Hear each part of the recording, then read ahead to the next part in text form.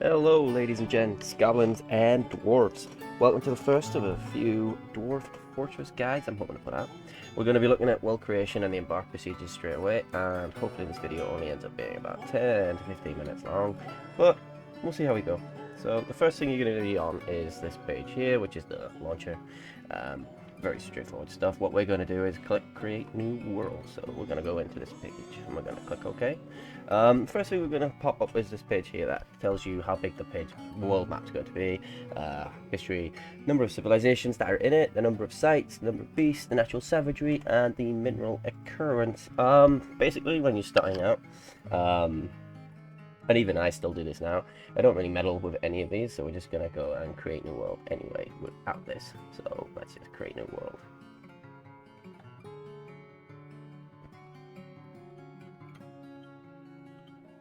And it should jump us into the next bit shortly. There we go.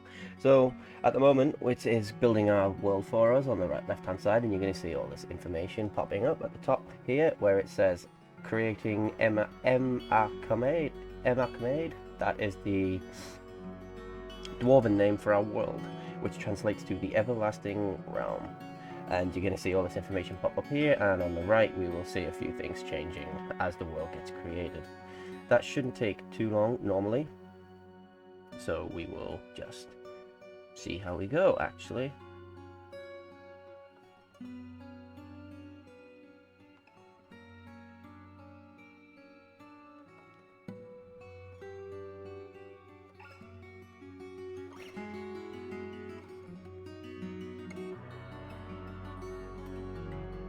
Shouldn't take, and then on the left hand side it's got all these informations popping up as well. So what we have set it up for is 100 years. So on the left where it says year 90, once that gets to 100 it will stop and we will see exactly what world this is made for us. Just 2 seconds now, and now there we go. So you get two options once this is done. What we can do is we can have a little zoom around the map if we really wanted to, and to take some time to look into it. But what we will be doing anyway is later on, once we do actually decide to embark, is this anyway. So what we're going to focus on is the two options. So you can keep the world and return to the main menu if you're not quite happy with it, or you want to make a new one or come back later. That's completely fine, but the other option is play now, so we're going to click play now. And then it will be saving our world, and hopefully this doesn't take too long either. Sometimes it can, but it just depends on how much information and how big the world is and how good your computer is as well, I suppose. But you know, it seems to be going quite well at the moment, which is good. It's what we want. So yeah, we're getting there. There we go. Oh, nearly done. There we go. And then the next page you're gonna have is the which is very self-explanatory, Legends Adventurer, which is grayed out, and then you'll have the Fortress mode or the back to title menu. We are playing Fortress mode, so we're going to click that, and then we wait for the game to advance 2 weeks for us before we can actually start our embark. I'm not certain, but I'm pretty sure every time you start a new embark, it will just advance time 2 weeks. So we don't need the tutorials. Nope. Yep. Okay, cool. So on the right hand side we've got a bunch of information that tells us like this is called the Vermilion Seas, it's temperate, there are no trees there, obviously a very deep soil, light aquifer, and then it tells you a little bit about the information that you might find. So iron, gold, silver, platinum, and a fluxstone layer is always good to have. So we're going to have a little quick snoop, just to have a little idea about what sort of thing we're looking at. Okay, yeah. Cool, okay. So what we're going to do is we're going to click this button down on the bottom right, which is choose your origin civilization. And then up on the right hand side now, we will see a lot of information about the different dwarven kingdoms that are in this world. So there's a few. And over here we have the Joyous Board, which are population of about 1,300 with 18 sites, and that's the name of their queen, Stakud. And these blue little squares are their like outposts, cities, or mountain homes and things like that. So they're pretty cool. One of the things that you want to look for basically when selecting your civilization is the population and their location as well, because that will dictate how many migrants you get in the seasons. And so you want them to have a lot of people and to be in decent locations or reachable locations. For example, this Joyous Board civilization over here, if you put them onto this section, then what's going to happen is they're not going to be able to get many migrants because they will have to cross the ocean to get to them, and it's not very dwarf-like to be able to do that. So we're going to have a quick little glance at all of these and see which ones, where they are, and how many dwarves they have. So the Labyrinthine Portal has 3,846 sites, so this is a good civilization, to be fair. Their queen is called Vabok, and they're on the main continent, so anywhere on this side of the world will be great for these guys. The Violet Ceiling is another big civilization up further north. The Joyous Board is who we were before. The Tall Ceilings, yeah, see, population of 200 with only 2 sites. Very, very small civilization.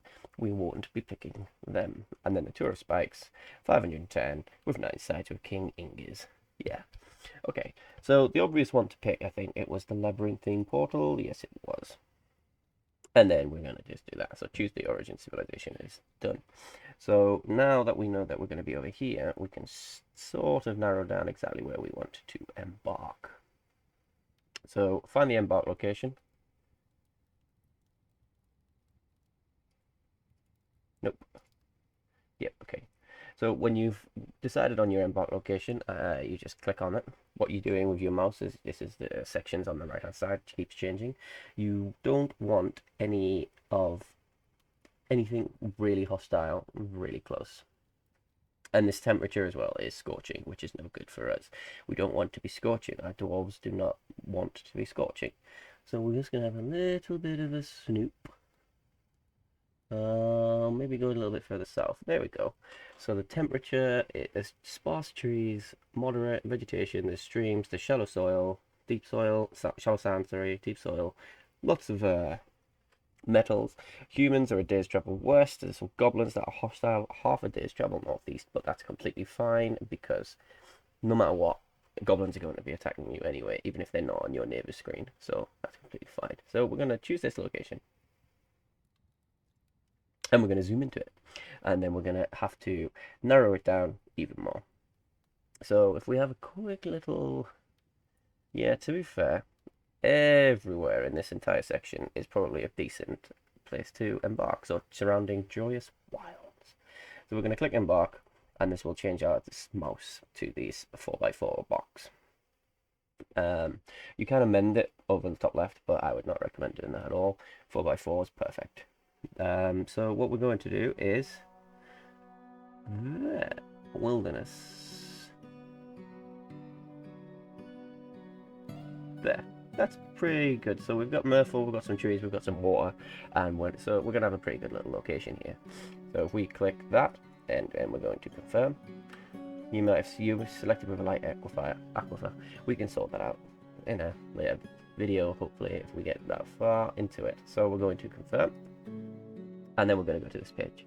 And normally what I would recommend for new players is just to click play now, but since we're doing it, we will just prepare for the journey carefully and just go over a couple of things really quickly for that. You open up here with your 7 dwarves, which are all classed as peasants, and none of them have any skills whatsoever. They're not necessary. Dwarves pick up skills very, very quickly, especially skills like mining and woodcutting and carpentering, which are like done constantly, so they get lots of experience very, very fast. But when you're doing this, you will always need a miner, so we will select a miner. We'll give him 2 skills in mining, and you can see his title over here has changed to miner as well. So I'm happy with that. Basically, the more skills that you pick, let's see, you can only go as high as proficient. So it's better to just have a dwarf that's got a few skills and a few things rather than very, very proficient miner. So if we go down, go to 8 and just leave him on adequate, that's fine. We go to the next guy, we'll just make him our woodcutter and our carpenter. And the next guy can be our mason, and he can be a miner as well. Not just a novice miner, that's fine. We can have an armor smith, which is fine. We'll just do split 2. No, why not? Let's just do 2-2. That's fine. Next guy. So one other thing that we're going to want is we're going to want a fisher dwarf because these are, well, we need them essentially for carrying fish and food, especially in the early game. Next bit we're going to want is planter. That's fine. And then we're a little peasant. So if we go to combat, what we want is to name him as a Marks dwarf. So this guy could be our hunter. And in here you've got a few other skills that are pretty useful. So let's just make him a bone carver and a woodcrafter as well. Yeah. So yeah, like I said, most of these skills will be picked up by your dwarves anyway. You can play with it as much as you want. You've got labor skills over here, which are a little bit more specific. Nothing wrong with any of them. And then you get your combat skills, which are quite useful to have. So I might give this guy, and he's an axe dwarf. This guy's a good swords dwarf. And who else has got a few? Yeah, okay, we'll make you a marks dwarf as well. And then you get the more pointless skills, which are not necessary at all, but you can do, you know. You don't need to do this. So moving on from that, we go into the items screen, and on the left hand side when you do this, it will have selected some items for you anyway, which the game recommends you use. They're pretty good, so you should always start with an anvil. Always start with an anvil. Getting an anvil is a nightmare if you don't have an anvil, basically. So always start with an anvil. The next thing is plum helmet spawns, always important. And then a variety of seeds are also helpful. 2 picks, 2 battle axes, some rum and ale and wine. And what I'm going to do here is I'm going to increase our dwarven rum and our dwarven ale. I'm going to increase our meat and our fish just to a little bit to get us, you know, make sure that we have enough. I don't think we're going to have a problem with food in this video, especially looking at Ironbark location, but, you know, never safe than sorry. Oh, better safe than sorry. And then plum helmets. Plum helmets, plum helmets, plum helmets. Love plum helmets. I don't think I've ever seen anybody do an embark or recommend embarking without plum helmets or plum helmet seeds. So we are going to increase them to 25. And we've still got some stuff left over. So if you really wanted to, we could go through here and select something specific. But we don't really need any, so we'll just have a quick look.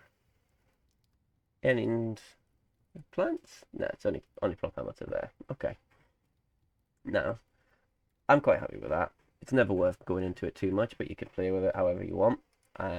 Crafts it's pretty stupid giving you crafts because they're going to be the things that we make, but you'll see. Metal bars, we don't need to start with any metal bars because we'll sort out our own, hopefully. So we'll go to the animal screen. And the animal screen, when you do this, is empty, as you can see on the left, so you don't get like a predetermined set. And the first thing we're going to want to do is we want to bring a dog, which is a female dog, and we want to bring a male dog. And then they will make little doggies, because dogs can be trained into hunting dogs and war dogs, and they get useful. And so rather than bringing 2 anyway, we're just gonna have 2 separate normal ones to begin with, and we can go from there. Next things we're going to want to sort out is a male and a female cat, and they are useful because cats will breed like rabbits essentially, so you can, if necessary, get food from them when they go crazy, just for meat supplies, which I know it's not a great idea killing the kitties, but it sometimes has to be done. Same with the dogs actually, for that note. But the cats also have a purpose in that they will kill vermin for you, so any sort of mice or rats that might get into your food stockpiles and eat them. Next thing we're going to look for is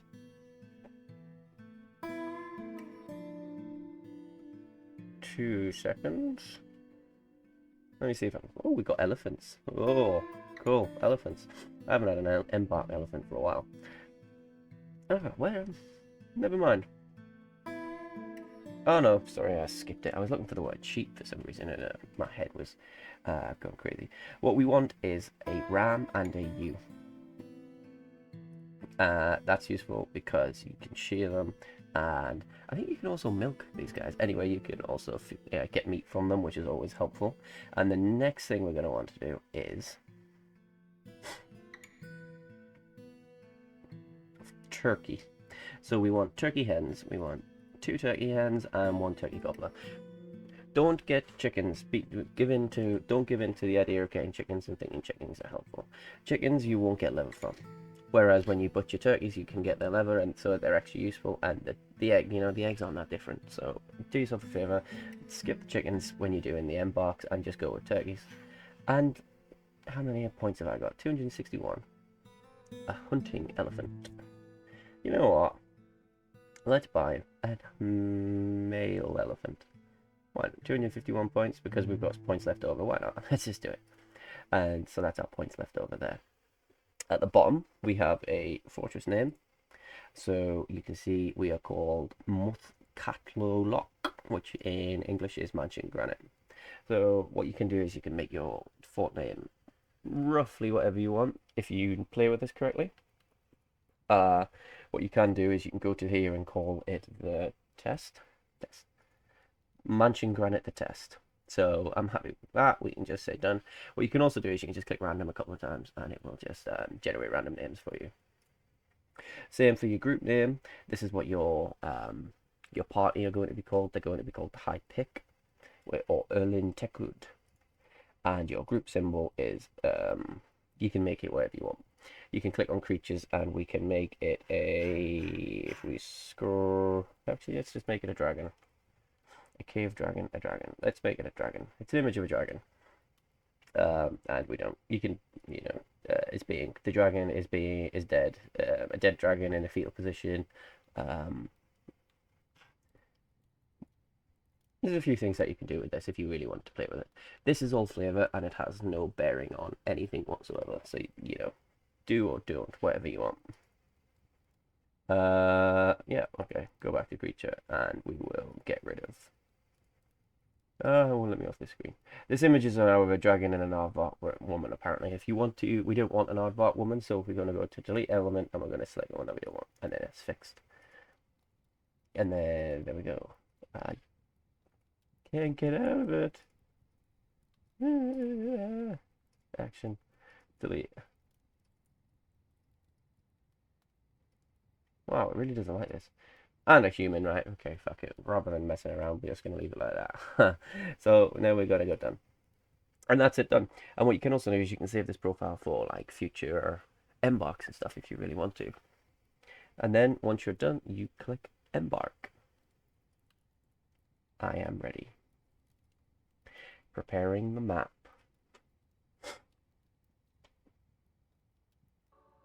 Boom. Oh, this looks cool. A dwarven outpost, you have arrived. After a journey from the mountain homes into the forbidden wilderness beyond, your harsh trek has finally ended. Your party of 7 is to make an outpost for the glory of all Numistum, which is your dwarven civilization. There are almost no supplies left, but with stout labour comes sustenance, whether by bolt, plough, or hook, provided for your dwarves. You're expecting a supply caravan just before the winter entombs you, but it is spring now. Enough time to delve. Secure lodging, ere the dingo men get hungry. A new chapter of dwarven history begins here at this place. Muthkatlolok Ukil. Mansion Granite, the test. Strike the earth. And then you would click OK. And then this unpauses the game. No, sorry, the game's automatically paused. I'm completely... ignore me. Oops, a daisy. There we go. And that is your start. And you can see that that's a frozen river. So we will go back to our... There we go. So we will call it there, yeah. So that's us done for now, guys. Thank you already for the guys that have been jumping onto the Twitch stream so far, and I'll add the link to the Twitch account in the description below for anyone that feels like checking it out. And also thank you for watching this video. I hope that it helps, and I'm going to be making a few more guides going forwards, and hopefully they help as well. So yeah, all good, and bye.